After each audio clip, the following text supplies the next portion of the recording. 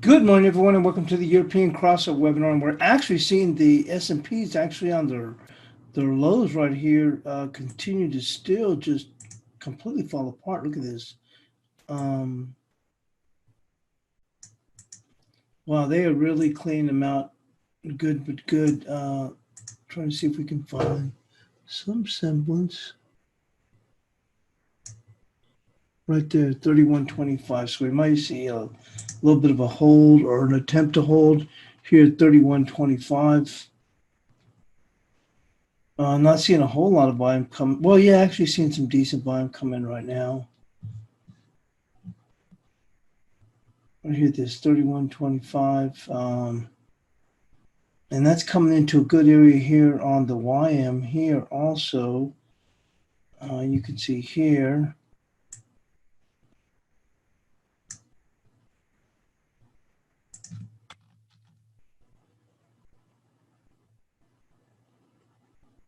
$26,237. We're just about there. We're 26,352, and this would be. Oh no, we still have a little ways to go. Holy smokes! But if you go off that high, that would put us right there, 26,330. So maybe a little bit of a. We might be able to get this market to hold right in here. Let's take a look here with the Russell.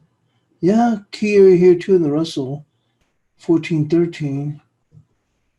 So maybe we can go on and get this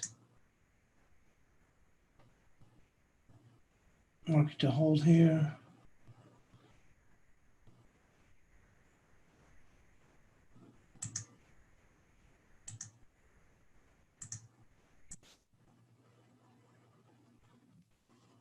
I think we may just have a little bit of a bottom in here.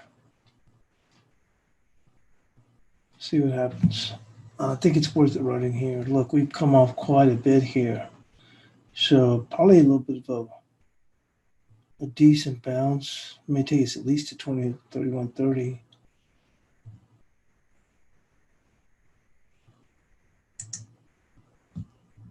But this market is we have really shellacked this thing good, but good. And, we pointed out to some of I had mentioned the last couple days about we had that island reversal on high yield debt, and we also saw the BKX sell off good as well as the XLF. But we've really punished this thing good, but good at this point. I think well, I was looking down here at 31.30. And I think we're worthy of a bounce in here. When we got down here around 31.39, I thought, oh, this market is probably going to go on a bounce from here. And I guess maybe it kind of did. I just happened to wake up, and I think it might have been 31.39, I don't remember.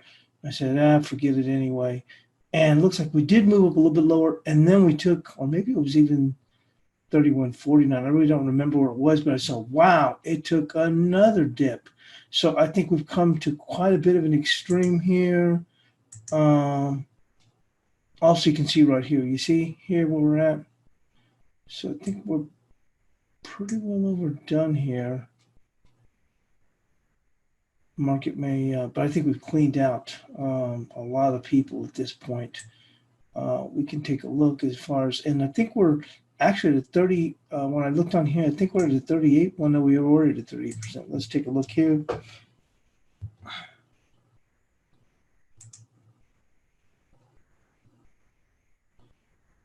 Yeah, 31.31 was at 38%. So, and they just took another dip a little bit lower. So I think we've come pretty low here. 31.31 was at 38%, and initially kind of held there, and then we took a little bit. If you look here, lots of times the market will do that. You can see here we held here, we jumped up, and then we came down here and took out those stops. And maybe from here we can try to work ourselves up a little bit higher. But boy, what a phenomenal move that we've seen overnight as we've cleaned out a lot of people. here, and we were just talking in the chat room about the Robinhood traders, and I had seen I was watching that show Fast Money, and they were talking about, you know, they said, you may get into a situation where they may just markets may just gap lower and they can't get out of positions, and that could be happening today, is where the markets actually gap lower, and then people are scrambling, trying to get the heck out of Dodge, and it's too late. You see what I'm saying? It's like, when they gap lower, you can sell, but if you come in, let's say for those that held overnight, and I'm talking about their stock positions, and they turn around and they gap lower, then what the heck are you going to go on and do at this point? And that's what I'm referring to. So it's, but we've seen these, to me, I considered unnatural valuations. Some people begin to say, well, you know what, we can still go much higher. And I just didn't really see that. But I mean, I have to say, even as early as, during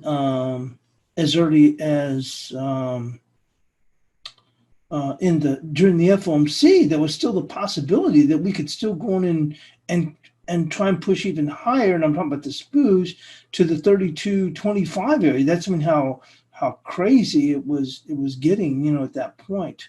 But it was just, to me, I thought was way overdone here at this point. And I thought it was just plain silly. But even as late as that,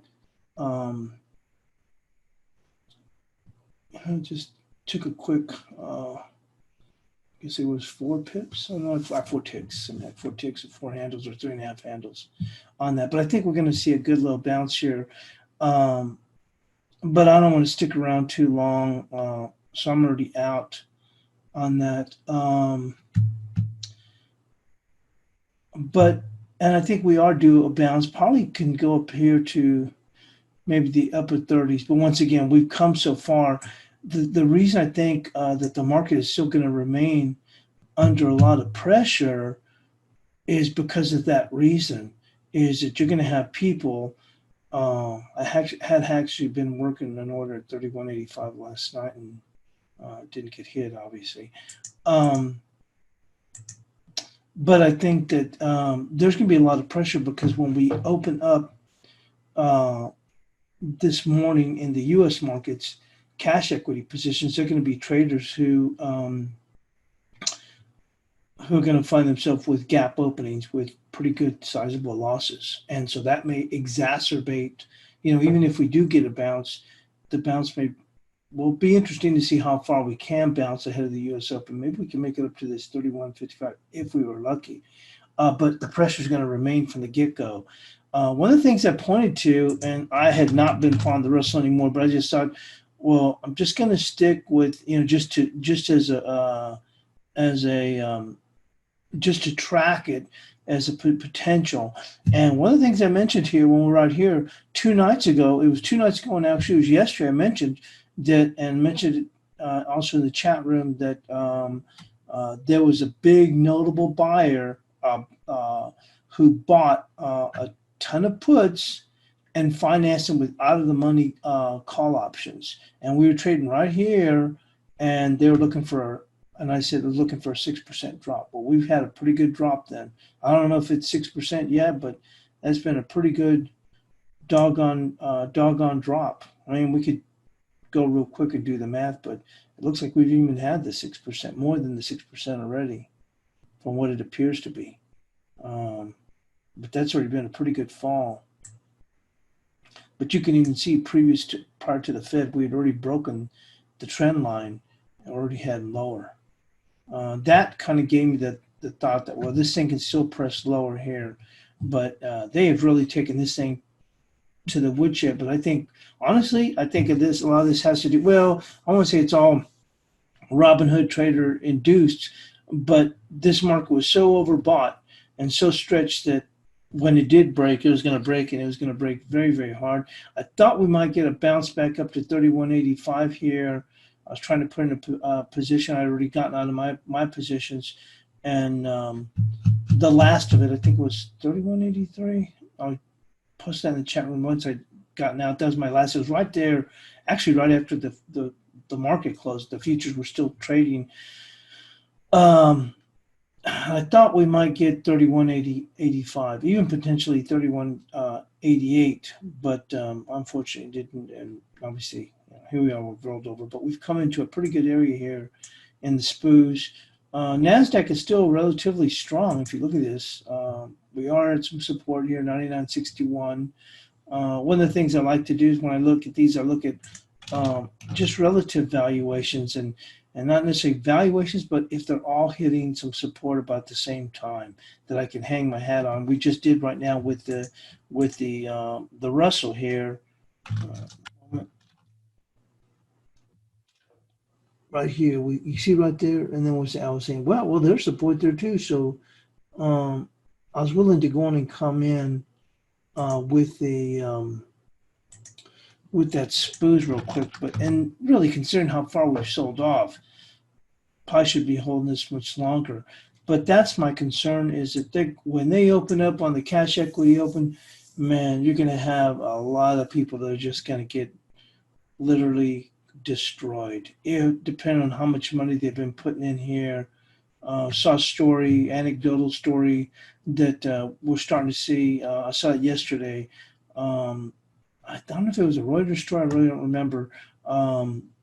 Traders are now reaching out to the brokerages for interest in margins. Trying to borrow money against for their holdings to buy even more. They said it wasn't as strong as it was back in, I think they said January or something, but it's been pretty strong. It was really building up again. Like I said, if those people hung on, which would not have been a good thing to hang on with the Fed, and also we were already going, we were closing lower as the day went by, but you never know. Maybe they thought, well, I'll just buy some more and it'll still come up. But that's where we are now, and I think that even if we do rally some, it's still going to be a lot of stress on the market when we open up. Cash open in the U.S. session. Here we are in the Dow futures. With that being said, let's go and take a look where we are on the economic data.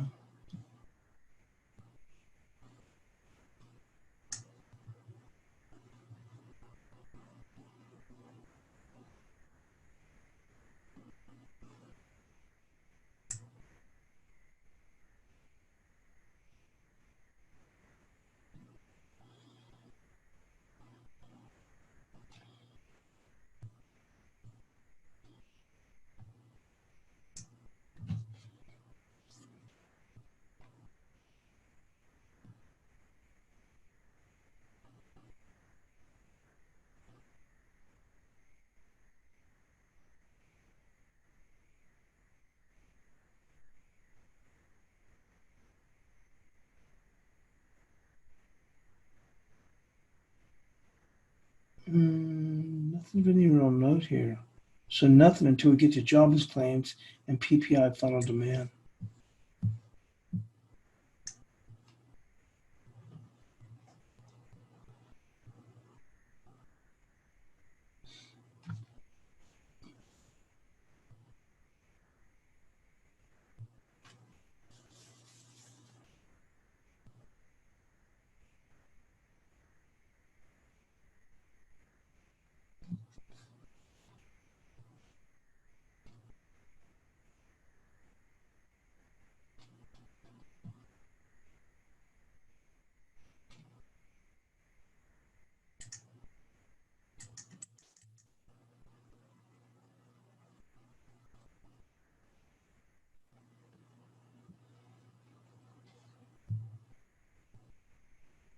Interesting.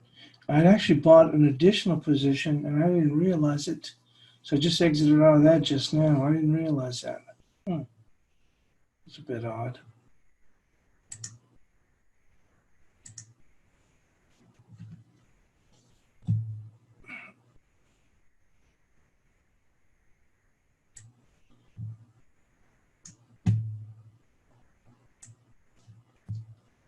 Okay, so let's go on and go into the news. That was a bit odd.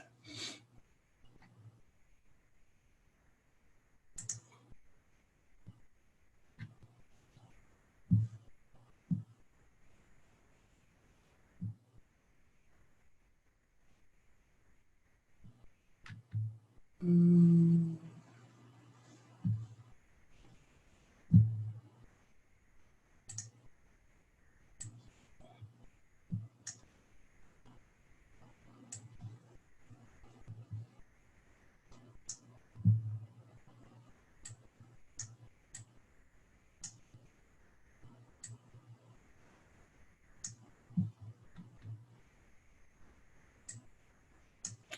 So the Australian New Zealand dollars eased from highs and bonds rally.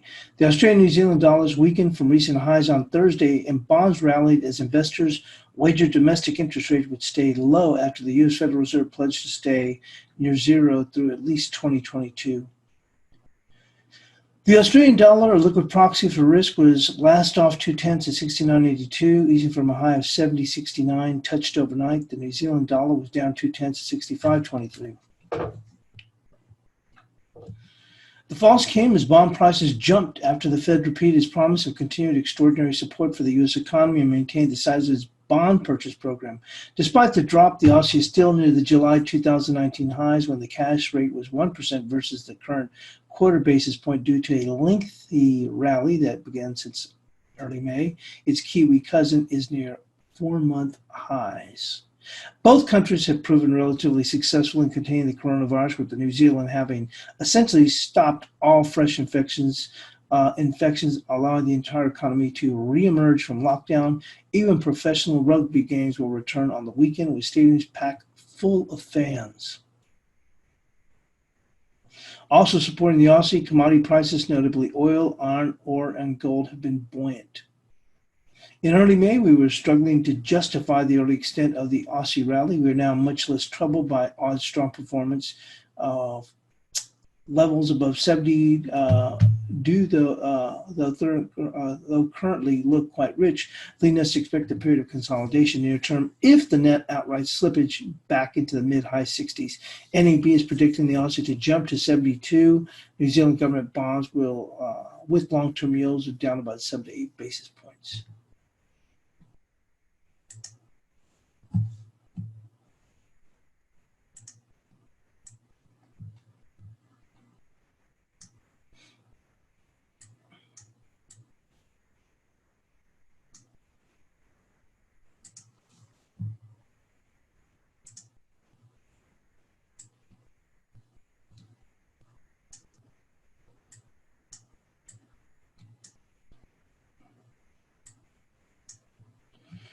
So the dollar bounced against riskier currencies and safe haven yen hit a 1-month high on Thursday as the U.S. Federal Reserve dour economic outlook spooked investors.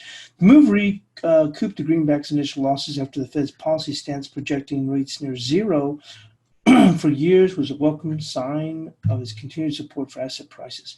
The Aussie retreated from the 11-month high and fell 1% to 69.23 as investors took profits on a rally that's carried the Aussie 3.8% higher in June. The Kiwi gave up a 4.5-month high and fell to 64.88. The yen rose marginally to 106.90, its high since mid-May. The Fed met expectations, but at the same time, it's brought the focus back on the economy, said Ma Slang. There's also been a sense that the rally has gone a bit too far, too fast, and while economic numbers have been getting less bad, does not mean that it's good. Fed policymakers project the U.S. economy to shrink 6.5% this year and unemployment rate to 9.3% years in. It's a long road. Fed chairman said via video link, we're not even thinking about raising rates. It was enough of a reminder of how deep the globe's economic troubles are to take the edge off of euphoric weeks in financial markets and sent investors out of stocks, away from riskier currencies, and back to the bonds and save the dollar. Sterling was at 26.66, and there were losses from the exposed South Korean won. The euro, which hit a 3-month peak overnight, put up the best fight of the majors, sliding up only 4 tenths, leaving the possibility of more downside. It was last at 13.33. The takeaway is the Fed remains fully committed to the ultra-easy monetary policy, said NAB's Catrill. That should be supportive for risk assets. On a structured basis, we think the U.S. dollar is embarking on a cyclical downturn. Neither Powell nor the Fed's statement broke any suggestion that the central bank's massive liquidity injections would be waning anytime soon, with the statement promising bond buying to continue at least at the current pace. Powell also took question that remains open as to whether the Fed will use the yield curve controls and reinforcing expectations that he's gearing up to do so and pressing benchmark 10-year yields back under 0.8%. So with that, we'll go on and move into the analysis.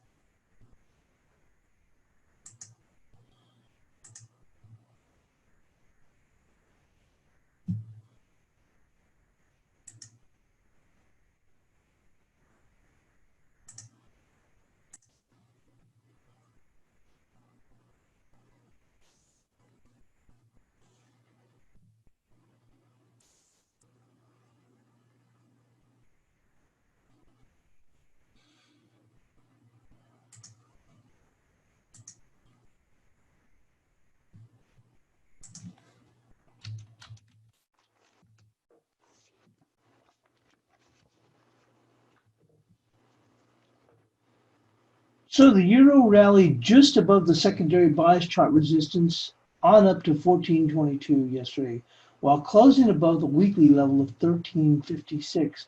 Resistance will be 1436 with support at 1318. So the low today has been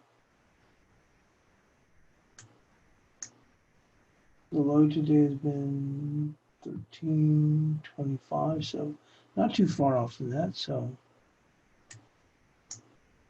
1318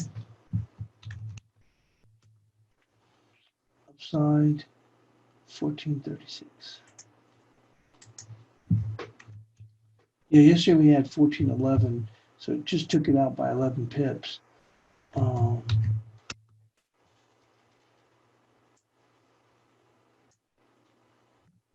Let's move on to the cable.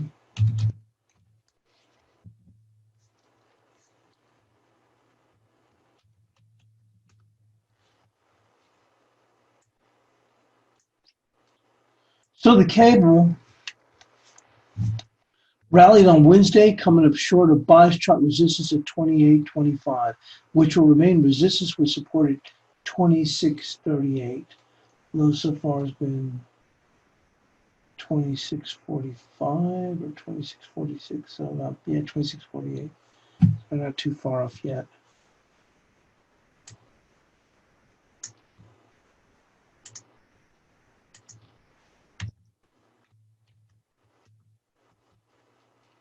$28.25 remains intact.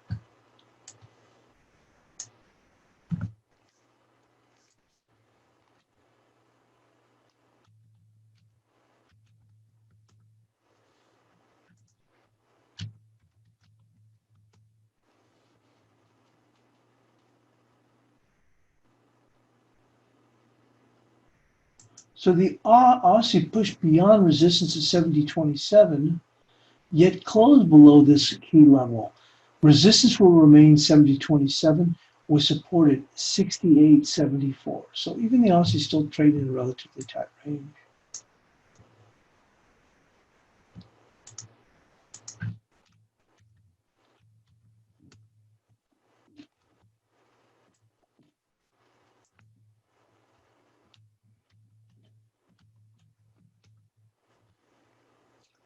And on to the Kiwi. Kiwi inched up to establish a new high on Wednesday. Resistance will remain 65.94 with support at 64.43. God, it's still holding up relatively well, just like the Aussie. Holy smokes. So 65.94 remains. Support will be, oh, it's still going to be the same, 64.43. And this pair is holding up really well.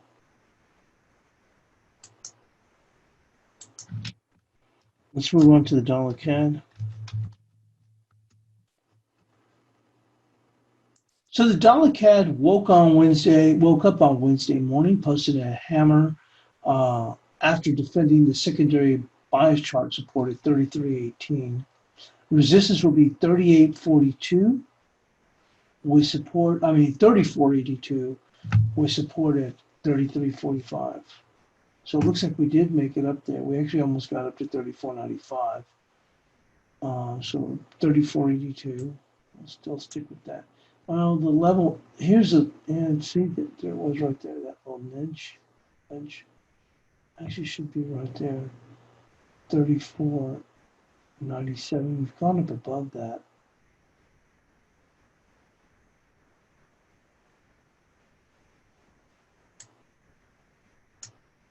And we'll stick with what we had. It did exceed it, 30.42. I don't know why I put it. Must have been 92. I will keep the 92 there. I don't know if that was a typo I did instead of, but anyway, we supported 33.45.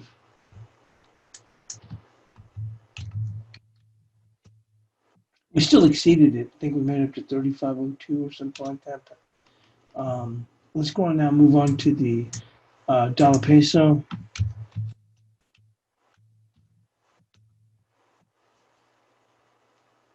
And once again, these resistance levels are not necessarily meant to call the top or the bottom, although sometimes they come pretty close. 14.11 yesterday, we took it out by just 11 pips. This morning, I think, what was the low? 13.25, so we're only 7 pips away. But it's where I expect there to be some pretty good fight as far as volume, and that's where those numbers come up with. So, going into the dollar peso, the dollar peso challenged the 22 even. Wow, we've already jumped beyond that, but was unable to scale above it. Resistance will be 22.20, and it looks like we've already gone past 22.20. Wow, up to 22.32. And you can see, I didn't think they'd be, I was looking at that last night, I didn't think they'd be able to make it up there. You see where the touches are? That's where you can see the most volume here come across. And that was right there, 22.29. And we just took it out by just a 3 bit and made it up to 22, I guess, 32 or 30, yeah, 32. But you can see the touches. I like to go with the touches because you see you got this close, open, this high right there. You see there? And this high there. Now this high went out above it, but look, you see all the touches right there? That's why I say why I like to go there, and you'll see them. That's where you're going to see the most volume. I just didn't think we'd make it quite there, so I had 22.22, and I'll just stick with that, 22.22. I actually had 22.28 here already. But I did put 22, so those what I had. And support would be 21.65, but they've held up very well above that.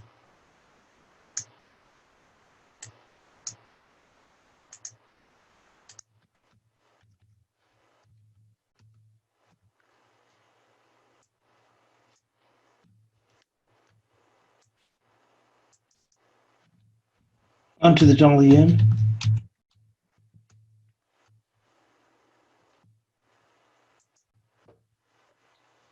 The dollar yen slipped slightly below 7 even, 107, establishing 3 consecutive solid losing days. Look at that. These are just strong. Look at that.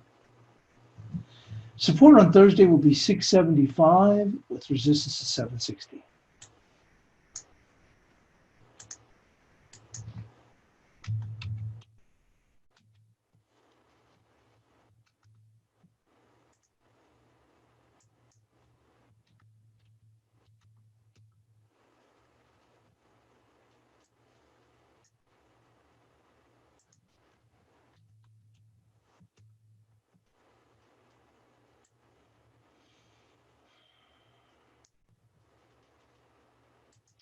The dollar index continued its downward spiral. The index is extremely oversold. Short covering to balance the market is likely. Support will be 95.71 with resistance at 96.61.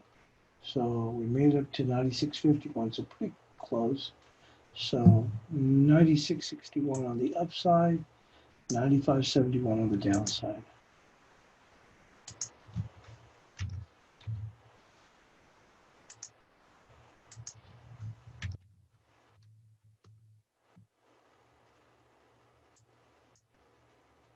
And that covers the majors and on to the cross rates.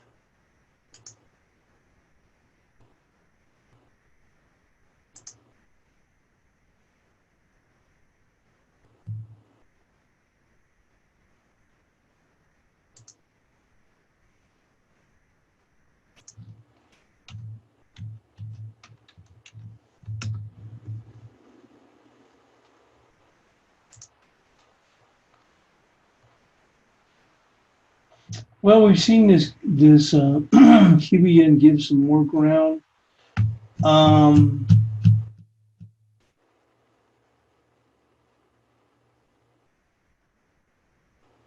comes so far so fast. The resistance is going to be this high right there, which is 70.14.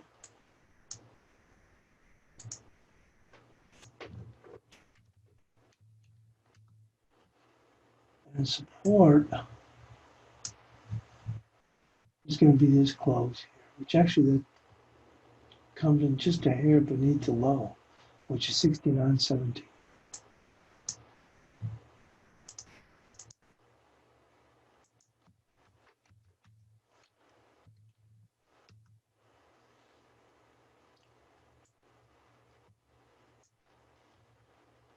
And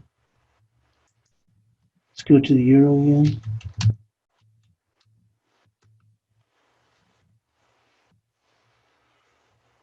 Same thing here. We've had a pretty good little fall. You can see here they came and took out the low just by a hair, and now we've snapped back. We've already had a pretty good fall. So you'd have to go with the low here that's already been set. See how we took that out and then we came back up. If it breaks below that, then they're in trouble. So this is kind of like what the spoos I talked about earlier. So that would be the low, which is 21.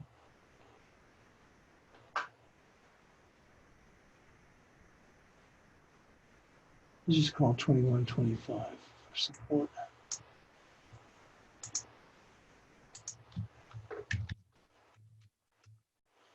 Resistance is going to be this low here, which is going to be 22.19.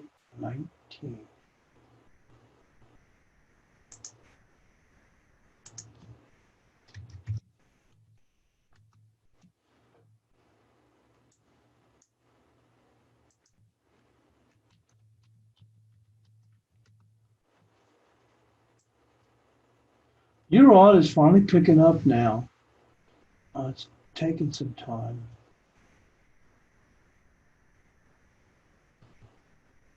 We had 63.48 yesterday, but we can still push up. This is where we think we can eventually. This is a level here. It just feels like it could get a little bit more. So we're going to go right there with that close. Close on the black candle, the open on the white. 65.05.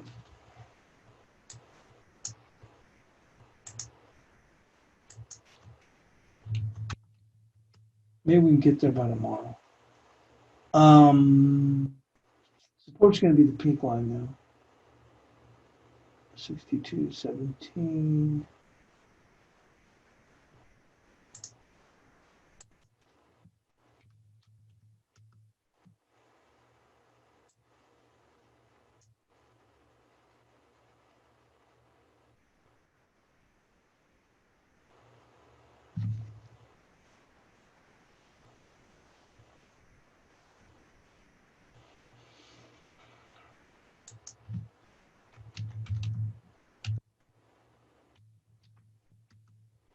And on the Euro Kiwi, same thing. We maybe started to turn things around. Um, the low's going to be this close right there, which is going to be 73.42.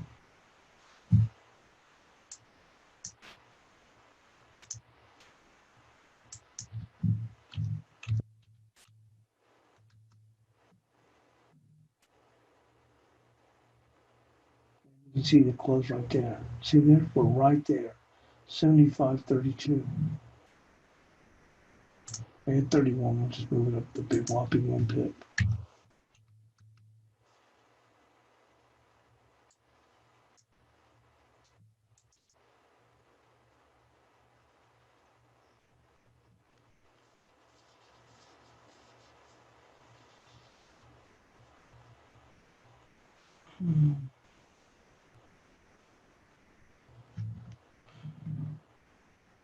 Smooth moving higher now. We're at 31.35.5.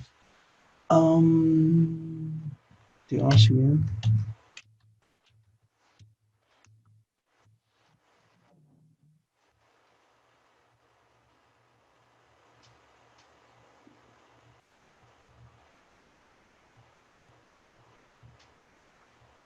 We did come down here to the 74.02, and that's a very key level right there. Very key. We can go with this. You see this close here and there, and there's a lot of touches. It's just below there, which would be, actually it's right just under the day's low, 73.81.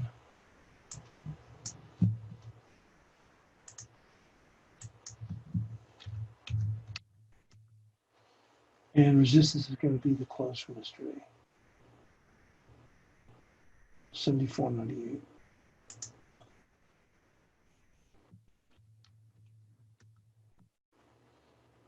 And on to the guppy.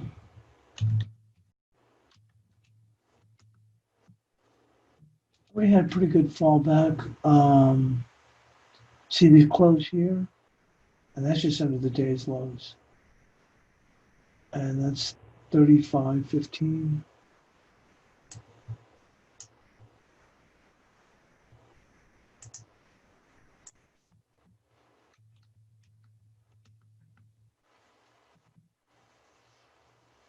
And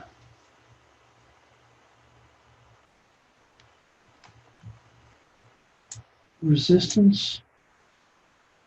This is a huge level here, 36.39. But just a hair above it, which is 36. Is high, which is 36.53.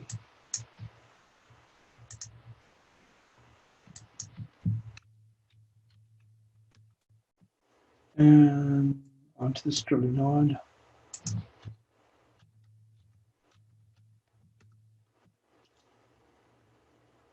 We're still defending this area. This is going to be the close right there. That's going to be the support, 81.72.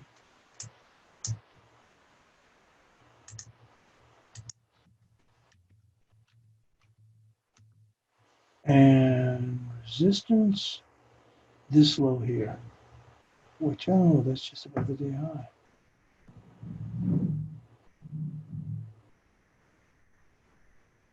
It's called 83.40.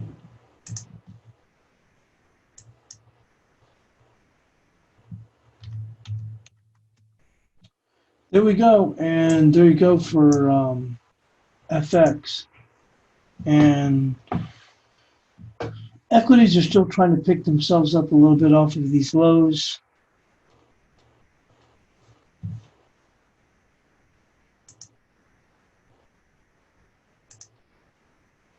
We can take a real quick look to see where gold is. Gold is continuing to move higher here. Look, that was a pretty good move off of that when they put in that little hammer.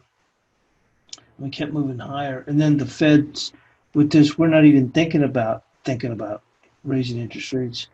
Really opened the door for gold to even move even higher, which it has. We moved even got up to 1750. just about for paring back just a bit.